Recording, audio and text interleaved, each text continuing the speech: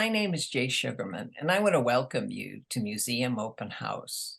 This ongoing series features and highlights many of the outstanding museums and other cultural institutions. The main purpose of most programs is to inform viewers about current and upcoming exhibits, various programs, resources, and other opportunities that are available for the general public.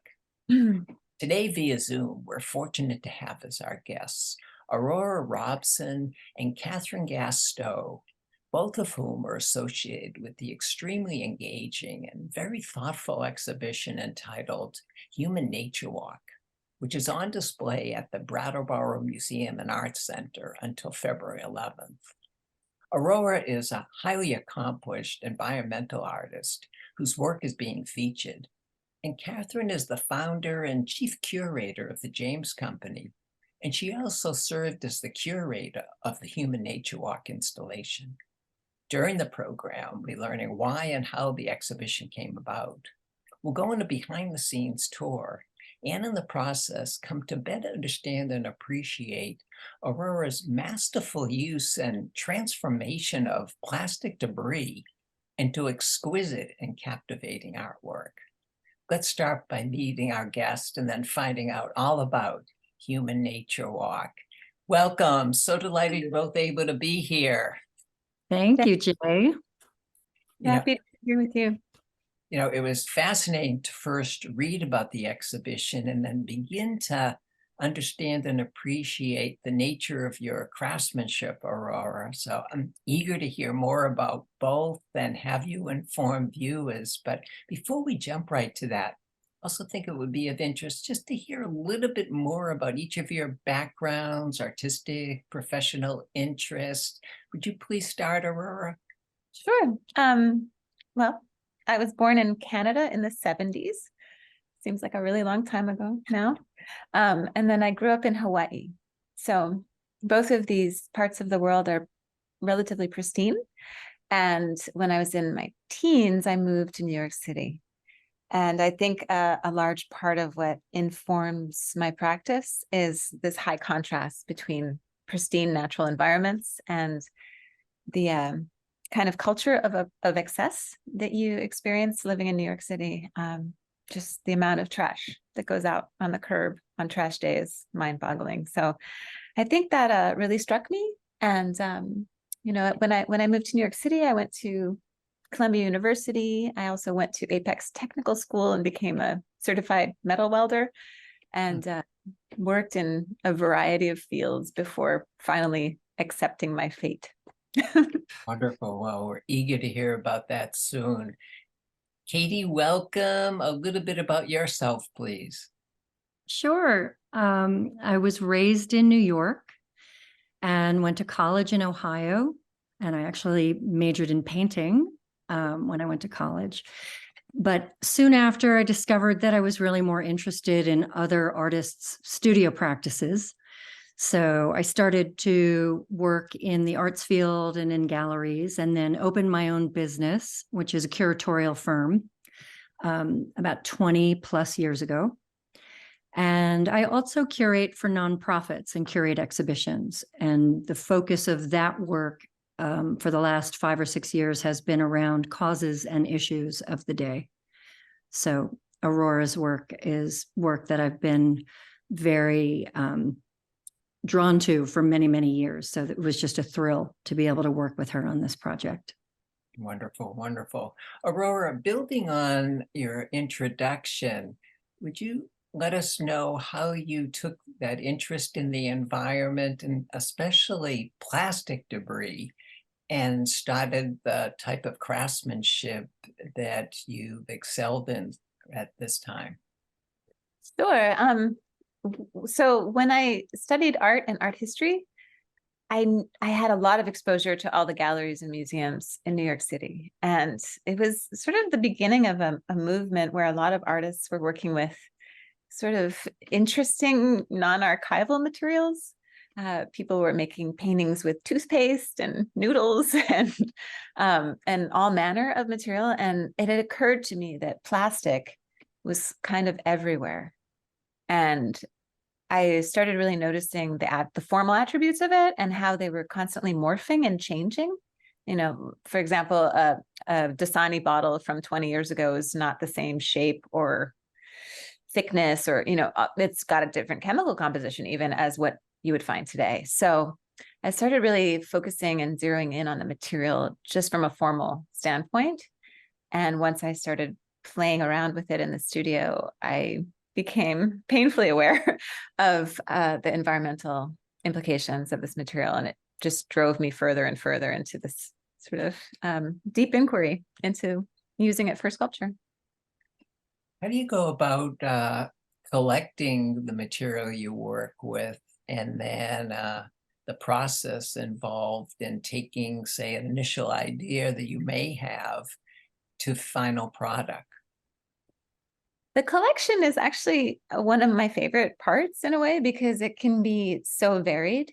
One of the beautiful things from my perspective about working with this material is that it's basically realia. It's stuff that everybody comes into contact with. We trust it.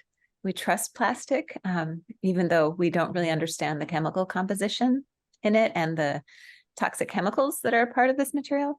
So I love working with all different kinds of communities. Sometimes I'll work with schools, with libraries, with homeless populations, or populations who are collecting them for redemption. And I'll try to engage with different groups and use their material. Or I'll work with ocean conservation or river conservation organizations who are conducting cleanups, and try to just have interesting partnerships where dialogues happen and people get to be a part of the intercepting it and keeping it out of the waste stream. Since we know that less than 9% of plastic is actually getting recycled, it's doing anything with it is better than doing nothing with it. So that's become a really interesting aspect of it, is this kind of engagement and how much people want to be a part of that. So I don't often actually have to collect it anymore. It just comes to me, which is part of why this exhibition was exciting for us, because we wanted to create a way for other people to just enter and participate in intercepting the waste stream as a part of the exhibit. Wonderful, wonderful. Well, before we jump right into the exhibition, we have some wonderful images. Just another brief word. Once you get the plastic, the different forms of debris, how do you treat it or begin to work with it in order to get into the forms of the shapes we're soon to see? Well, the first step is to clean it and organize it. And that's an interesting, part of the process that most people don't really enjoy. But I kind of find it incredibly therapeutic to organize things. I think it's partially a response from working with this material for over 20 years. The nature of my raw material is that it's chaotic and dirty and unloved. So I try to work using the exact opposite. So I love the material, I organize the material, I clean and I care for the material, and I try to create harmony out of dissonance. Mm-hmm. And then before we hear from Katie and the curation of the exhibit, how did it come about, Aurora? Well, Katie reached out to me and asked me if I would be interested in doing it. And I thought it would be interesting. I did a site visit and I got to meet with Katie and Danny, the director of the museum. And I fell in love with the museum as a building. I think it's just a really lovely space, and it's right on the river. And I just really enjoyed meeting the two of them, and it seemed like a great opportunity to spend some time in Vermont and meet some people there and see what kind of response people would have to the work. So. Nice, nice. Well, Katie, what brought you and others at the museum to approaching Aurora with the idea of exhibition? So, as I said earlier, I've been a fan of Aurora's work for many, many years. I first saw images of an installation that took place at the McCall Art Center in Charlotte, North Carolina, and saw a piece that she and I are going to talk about in in a few minutes, and have watched her incredible career and her influence and her incredible generosity and the way that she's, these works are very labor intense, and she has done some extraordinary installations. The work ethic just blows me away around her studio practice as well. And I have curated several shows for the Brattleboro Museum, but I was watching a panel that Aurora was invited to attend at the museum. It was a Zoom panel. It was during COVID.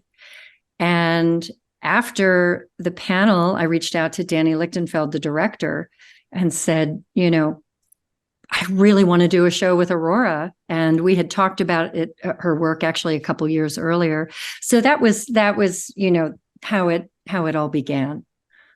Terrific. Well, before we hear about a couple of pieces in particular, Katie, can you give us a brief overview with some wonderful images of the layout, some of the thoughts you may have had, and we'll make our way through the different rooms and then get to a couple of the pieces.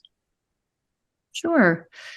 So I'd like to start by saying that this was a really beautiful collaboration, but it was not the case where I'm picking specific works and being very directorial with it. That's not how Aurora and I worked through this, which was really beautiful. In fact, it was a beautiful way to collaborate. This show is actually a mini retrospective of 20 plus years of her studio practice. So one of the many exciting facts about the show for me is that almost every technique she's developed, including her most recent, which is very groundbreaking, working with recycled plastic and making 3D prints. She will tell you more about that. But every piece in the show exemplifies different techniques that Aurora has innovated and developed over the course of her studio practice. So I would say that's one of the best features of the show is that you're walking into sort of a retrospective. And then it was organized by color and by, I don't think it's chronological, Aurora. Correct me if I'm wrong. I don't think we approached it that way, but they're definitely the very beginning concept when Aurora first came up for her site visit was pulling aspects of the environment, of the local environment in Brattleboro into the museum, just in the form of, evoking certain parts of the environment. And then also using these different spaces to organize, as she referred to before. She loves to categorize and organize. It's a very soothing, meditative part of her practice. So the space was used in that way to kind of sort, organize, and create an experience for the viewer as they're walking around. Stunning. I mean, just the overview that we got a glimpse of there, and the colors truly stand out. And we're going to move on to look at a couple of the pieces in particular. And the one in the background there, Be Like Water. Aurora, would you please start by sharing some of your thoughts of how this came about and intention? Yeah, absolutely. So Be Like Water is actually a Bruce Lee quote that I love. And he's talking about taking the opponent's energy and shifting the trajectory of it instead of absorbing the negative impact. And so I always thought that was a really lovely way to approach the material and thinking about how humans are made mostly out of water. So you see just a small amount of the installation Be Like Water in the left corner under the skylight. And the moment I walked into the museum and I saw the reflective nature of the floor directly under the skylight with the windows behind overlooking the river, it just struck me as a perfect way to integrate that piece, thinking of it as a bit of a mini retrospective, and also as what it does when it's under a skylight to me is it sort of brings the light from outside into the space in a really lovely way. And it creates both a cascading effect where it comes down and it also brings you up. So it's sort of this integrating experience that I really wanted to share. But it's just a fraction of the piece. The piece itself was created in 2010 and 11. And I worked with students from 7 schools in Philadelphia who collected the clear and white bottle caps for me to use for this piece. And what was sort of the impetus for this piece in particular was discovering that if you take a 2-liter bottle, PET, polyethylene terephthalate bottle, just your standard issue plastic bottle, and you spiral cut it in a 1/4 of an inch strip all the way down, it yields 25 feet, which really surprised me. But when I discovered that, it's also got, the material has an incredible amount of archival integrity, which is great for an art object, but terrible for a bottle that you drink a beverage from. So I wanted to sort of explore how you could use that to do something that would be uplifting instead of depressing. So it works great as like a rope or a string. So all the caps are threaded through these spiral cut bottles. Interesting. And here we see an image when it was on display at the David Owsley Museum of Art in Indiana a few years ago. Mm-hmm. Yeah, the piece has since traveled and been installed in a number of different architectural settings. And that's the other aspect of the title that I really like, because it is like water. It sort of conforms to the shape of the space that it's in. Katie, what stands out to you about this piece? Well, this was one of the first pieces that I saw of Aurora's. So, and I saw many different views of it. This was at the McCall Center, Aurora, correct? I always want to triple check my facts on that. But there are a beautiful series of images that may still be on Aurora on your site, but of looking up from the floor up into the piece. And it's just the most exquisite. Even just looking at the picture, you get such an incredibly elevated feeling. It really blew me away. And then she brought it to the show. And when we were installing it, having it there, having a piece of it there in person was really emotional for me, actually. It was very meaningful. And it's also a very beautiful introduction to her work in a way, because you can very clearly see the nesting bottle caps. Parts of her hand-cut plastic of the bottles are still attached to the caps. So there's a really lovely kind of deconstruction of the plastic bottle in an imaginative way that's very, in some of her other sculptures, can be very dense. And it's almost like a treasure hunt where you're looking for evidence of what it used to be. Oh, what a nice way of putting it. Poetic. Well, for the sake of time, we're going to move on and hear more. And would you start, Aurora, by hearing about this piece that we're seeing in the middle there, Troika? Sure. Yeah, the Troika, they're exploring a different technique where I'm using an industrial plastic welder and working with thicker gauge plastic debris. Those are actually made out of barrels that you would use or you would find being used for detergents or oils or syrups for cafeterias, that type of thing. And they're all high density polyethylene, which is one of the more common plastics that you'll find. And what's great about it is it's terrifically easy to weld and to sculpt with. Basically, all the tools that you could use for woodworking would apply and work perfectly well with this material, and actually cause less wear and tear on the blades and whatnot. and it was an exciting discovery for me. This is one of the earliest pieces I used the welding technique, that particular welding technique with, because it's so non-toxic to weld with. You can heat it to the melting temperature with precision with these industrial plastic welders that I use.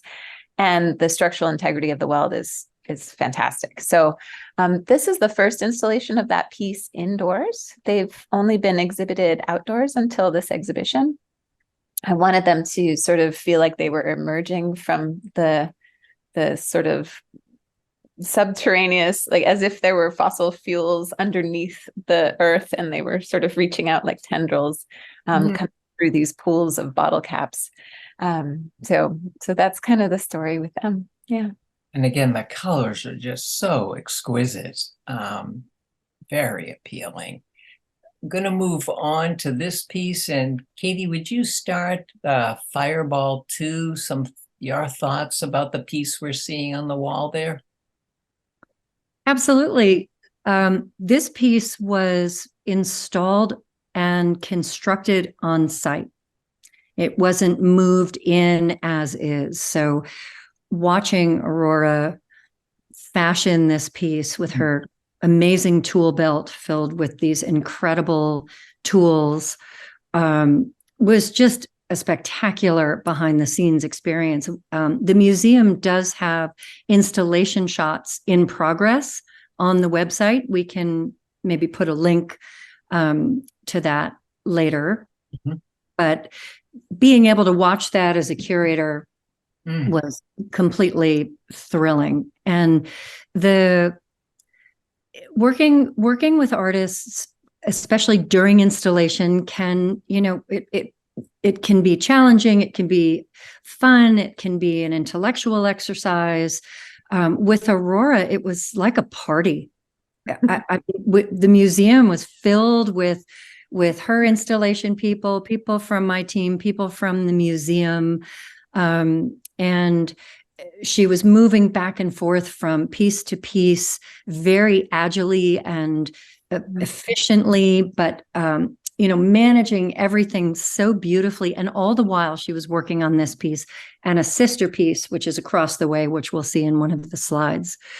In person, it's really beautiful, extremely dimensional, comes out from the wall quite far and is right at kind of human height and very alive. So it's worth it to see in person. It's fun to hear about, but it's really, it's a whole different experience physically in person. Oh, most definitely with any of these pieces. I mean, the images gives us a tease really of what we can look forward to for sure. Just a very quick word, Aurora, about that process of doing on-site installation. Sure. Well, for me, it's actually really exciting and fun. And I do think about how, Katie mentioned that it felt like a party. And I'm trying to celebrate, despite how depressing and dark the subject matter is on some levels. I'm trying to celebrate our human, like the ingenuity as opposed to the material, the plasticity of the material, all the beautiful attributes that it lends itself to as a sculpture medium, as opposed to focusing on how much damage it's causing, even though we know, like that we know, but what can we do with it? If it's going to be around us anyway, in one form or another, maybe we transform it to a form that will hopefully not find its way back into the waste stream and that we can instead enjoy. So that's kind of the point behind a lot of it. But to do this piece on site, I don't think of myself as a performer particularly at all, but there is a sort of performative aspect to it. And it's a nice challenge for me to see, like, okay, can I pull this off in a busy room with a bunch of other people running around doing different tasks? And it keeps me, there's something to be said for using different parts of your body and your brain and your mind. And, that's another way to be sustainable as a human. So I think about sustainability in all the different ways that you could think about it. In addition to your craftsmanship, what also I find very appealing, reading some of your reflections and picking up what you just said, is the positive possibilities that you see in working with the material. Very hopeful and moving forward with what we're all dealing with. And a little piece of that is in this wonderful feature that you've brought into the exhibition with bottle caps. Katie, would you start by just sharing a little bit about this initiative? Sure, absolutely. Aurora talked about this in the very beginning. A component of the exhibition was to ask viewers to bring in bottle caps, which activates participation, but also completely illuminates the accumulation problem around one particular plastic item that is not recyclable at all and is very insidious. So Aurora has created these pools, these plastic pools of bottle caps that she's organized by color. And there are throughout the exhibition in every corner of the museum. And we're meant to bring in cleaned bottle caps. She has a process that's very easy by which viewers are requested to clean their bottle caps. The museum also does a second cleaning just to be safe. But then participants are encouraged to walk through the exhibition and sort and throw the bottle caps into the various pools by color. And there's a lot of things that happen in this, and I'll try to be succinct. But the first thing I want to just mention is Aurora's working with found objects. I mean, this is a time-honored artistic tradition, but we are all implicated. And because these objects are found, they could be 20 years old or 5 years old or 5 minutes old. She's working through time and into the future. And that's just a part of her practice that I think is really extraordinary. We are all implicated in it. And she's working through a timeline, both physically and kind of conceptually with her work. But the physical act of throwing watching how quickly they accumulate in your home is an interesting education and very important. But bringing it in, contributing them to an exhibition, throwing them in these different pools, there is a sense of hope. In fact, there's this, we've talked about it being like throwing pennies into a wishing well. But again, the physicality of walking through the exhibition and actively joining into the artistic practice is really wonderful. And that was, that's been an ongoing part of the exhibition, and hopefully we'll have a life afterwards. Aurora, Wonderful, right? wonderful. Well, unfortunately, I know there's so much more we could hear and say, but we've come to the end of our time. Want to thank both of you for taking the time to be here, informing us about the exhibition, your craftsmanship, Aurora. We'll have contact information in the credits, a link to the installation process you mentioned, Katie, and encourage viewers to make their way to the museum by February 11th to enjoy the exhibition. Continued success with future endeavors to both of you. Thank you so much, Jay. Thanks, Jay. Also want to thank those of you watching for joining us, and hope you'll be able to tune in next time.